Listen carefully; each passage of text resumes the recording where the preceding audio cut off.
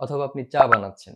তাহলে এই বাক্যটি যদি আমি এভাবে না ভেবে যে আমি এখন চা বানাচ্ছি, এটা যদি না ভেবে যদি আমি চিন্তা করি যে now I'm making a cup of tea. Hello everyone, how are you? Hope you are doing very well.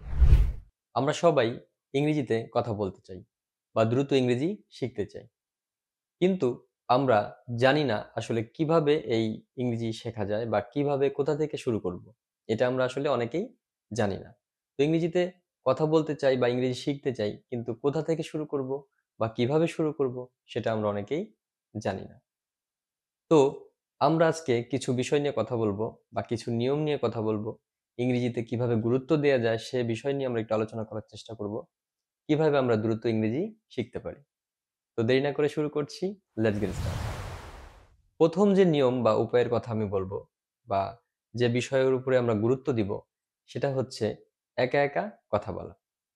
তো একা একা কথা বললে কি হবে বা একা একা কথা বলার চেষ্টা করলে কি হবে, নিজের মধ্যে যে জড়তা থাকে বা নিজের মধ্যে যে কনফিউশন থাকে, ভয় ভীতি থাকে, সেটা ক্লিয়ার হয়ে যায়।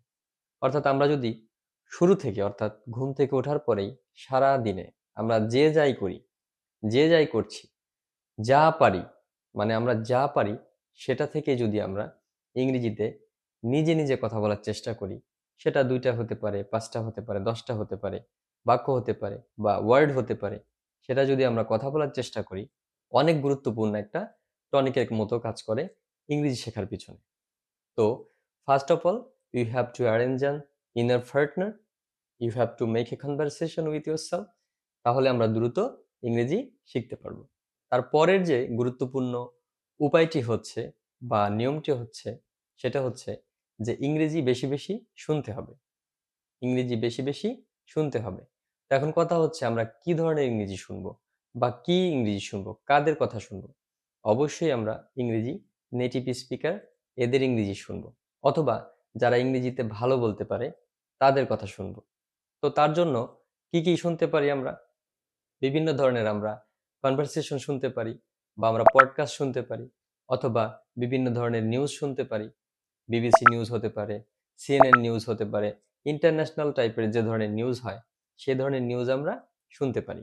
তো অনেক সময় আমরা দেখব যে আমরা পড়ে বা দেখে যা শিখি, তার থেকে অনেক কিছু আমরা শুনেও শিখতে পারি। অর্থাৎ শুনলে আমাদের ব্রেন কি করে সেটা সহজেই অবজার্ভ করে। সেজন্য দেখে এবং পড়ে যে যতটুকু আমরা শিখতে না পারি, শুনেও কিন্তু আমরা এর থেকে বেশি শিখতে পারি। তো এই ধরনের নেটিভ স্পিকারদের ইংরেজি আমরা বেশি বেশি শুনবো। এমন হতে পারে যে আপনি কোনো কাজ করছেন বা আপনি যেকোনো কাজ করতে পারেন বা আপনি হাঁটছেন বা এক জায়গায় যাচ্ছেন, যেকোনো সময় আপনি কি করতে পারেন? যেহেতু ইউটিউব খুবই সহজ, তো আমরা যেকোনো ধরনের একটা ইংরেজি অডিও ছেড়ে দিয়ে সেটা আমরা হেডফোনে শুনতে পারি। সেটা আমরা কাজের মধ্যেও করতে পারি বা নরমালিও করতে পারি। তাহলে আমরা সবসময় কি করব? বেশি বেশি ইংরেজি শুনবো। তাহলে পড়া একটা শেখা বা দেখা একটা শেখা, আর ইংরেজি শোনাও কিন্তু আরেকটা শেখা। এভাবে আমরা কি করতে পারি? ইংরেজি শিখতে পারি বা ইংরেজিতে বলতে পারি খুব দ্রুত। তারপরের যে উপায়টি হচ্ছে বা গুরুত্বপূর্ণ উপায়টি হচ্ছে সেটা হচ্ছে পার্টনার খুঁজে বের করা। তো এখন সেটা কিসের পার্টনার? অবশ্যই আপনার স্পিকিং পার্টনার। তো এখন আপনি কি ধরনের পার্টনার খুঁজে বের করবেন? যে আপনার সাথে কথা বলতে আগ্রহী, অথবা যে ইংরেজিতে কথা বলতে আগ্রহী। সেটা হতে পারে আপনার ক্লাসমেট, আপনার ফ্রেন্ডস, আপনার নেইবার, যেকোনো কেউ হতে পারে, যেকোনো বয়সের মানুষ হতে পারে। আপনি তাকে খুঁজে বের করবেন যে আপনার সাথে কথা বলতে আগ্রহী বা ইংরেজিতে কথা বলতে আগ্রহী। অনেকের মধ্যে দেখবেন যে অনেকের লজ্জাবোধ কাজ করে বা অহমিকা কাজ করে কথা বলার ক্ষেত্রে। তো এরকম পার্টনার আপনি অবশ্যই সার্চ করবেন না। এমন একজন মানুষকে আপনি সার্চ করবেন বা এরেঞ্জ করবেন যে আপনার সাথে কথা বলতে আগ্রহী বা কথা বলতে স্বাচ্ছন্দ্য বোধ করে। তো এরকম একজন পার্টনার যদি আপনি মেক করতে পারেন বা এরেঞ্জ করতে পারেন, তাহলে সারাদিনে যখন আপনি সুযোগ পাচ্ছেন বা সময় পাচ্ছেন তার সাথে কিছু না কিছু ইংরেজিতে কথা বলার চেষ্টা করতে পারেন। তাহলে দেখবেন খুব দ্রুত ইংরেজি শেখার কাজটা হয়ে যাচ্ছে। তারপরের যে নিয়মের কথাটি আমি বলবো বা উপায়ের কথাটি আমি বলবো, আমরা ইংরেজি সাবটাইটেল সহ মুভি দেখতে পারি। ইংরেজি সাবটাইটেল সহ মুভি দেখতে পারি।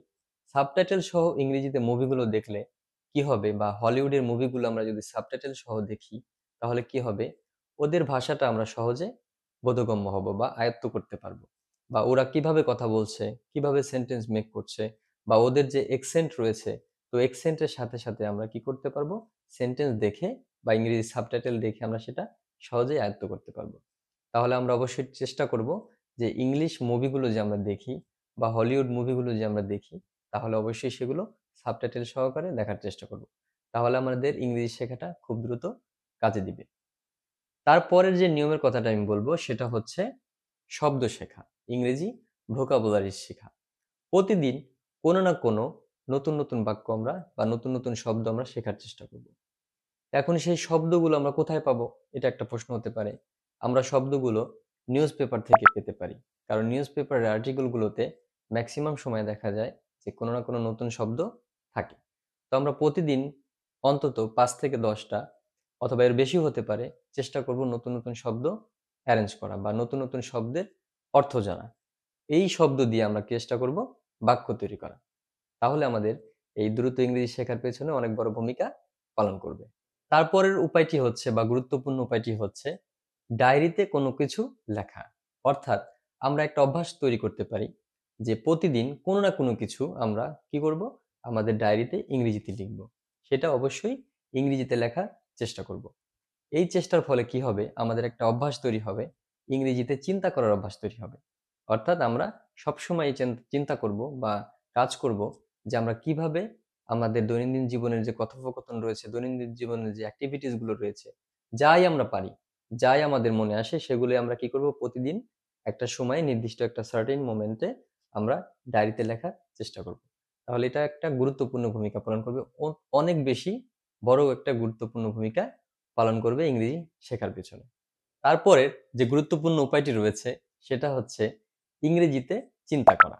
অর্থাৎ আমাদের দৈনন্দিন জীবনে আমরা যাই কিছু করছি বা যে কাজই আমরা করছি, যখন যেখানেই যা করছি সেগুলো আমরা কি করব? ইংরেজিতে চিন্তা করব। অর্থাৎ আমরা কি করি? ইংরেজি ১ম এ আমরা বাংলায় ভাবি বা বাংলায় ভেবে সেটাকে ইংরেজিতে ট্রান্সলেট করি। কিন্তু সেটা না করে যদি আমরা সেই বাক্যটি বা সেই কথাটি যদি আমরা ইংরেজিতে ভাবি, তাহলে ব্যাপারটি কিন্তু আমাদের কাছে কি হয়ে যাচ্ছে? খুবই সহজ হয়ে যাচ্ছে। ফর এক্সাম্পল ধরুন আপনি রান্না করছেন অথবা আপনি চা বানাচ্ছেন। তাহলে এই বাক্যটি যদি আমি এভাবে না ভেবে যে আমি এখন চা বানাচ্ছি। এটা যদি না ভেবে যদি আমি চিন্তা করি যে now I'm making a cup of tea, now I'm cooking, আমি এখন রান্না করছি। আমি এখন লিখছি। now I'm writing a letter, আমি এখন একটি চিঠি লিখছি। বা অনেক সময় আমরা রাস্তা দিয়ে হাঁটি বা হাঁটা চলাফেরা করি। তো আমি এটা যদি এভাবে চিন্তা করি যে আমি এখন হাঁটছি। এটা না চিন্তা করে যদি বলি যে now I'm walking on the road, আমি এখন রাস্তার উপর দিয়ে হাঁটছি। তাহলে এই যে এক্টিভিটিস গুলো অর্থাৎ আমরা বাংলায় চিন্তা না করে কি করব? ইংরেজিতে চিন্তা করার চেষ্টা করব। অর্থাৎ আমাদের ইনার এক্টিভিটিস গুলো, ইনার এনভায়রনমেন্ট আমরা টোটালি কি করব? ইংরেজিতে চিন্তা করার চেষ্টা করব। তাহলে আমরা ইংরেজিতে দ্রুত শিখতে পারবো, ইংরেজিতে দ্রুত কথা বলতে পারবো। এই দ্রুত শেখার যে ব্যাপারটা আমাদের মধ্যে খুব দ্রুত এটা কাজ করবে। তো এই এক্টিভিটিস গুলো বা এই নিয়মগুলো, এই গুরুত্বপূর্ণ নিয়মগুলো যদি আমরা ফলো করি আমাদের ডে টু ডে লাইফে ইংরেজি শেখার জন্য বা ইংরেজিতে কথা বলার জন্য, দ্রুত শেখার জন্য, তাহলে আশা করা যায় অবশ্যই আমরা দ্রুত ইংরেজি শিখতে পারবো। ইংরেজিতে কথা বলতে পারবো। তো ধন্যবাদ সবাইকে। Thank you for watching.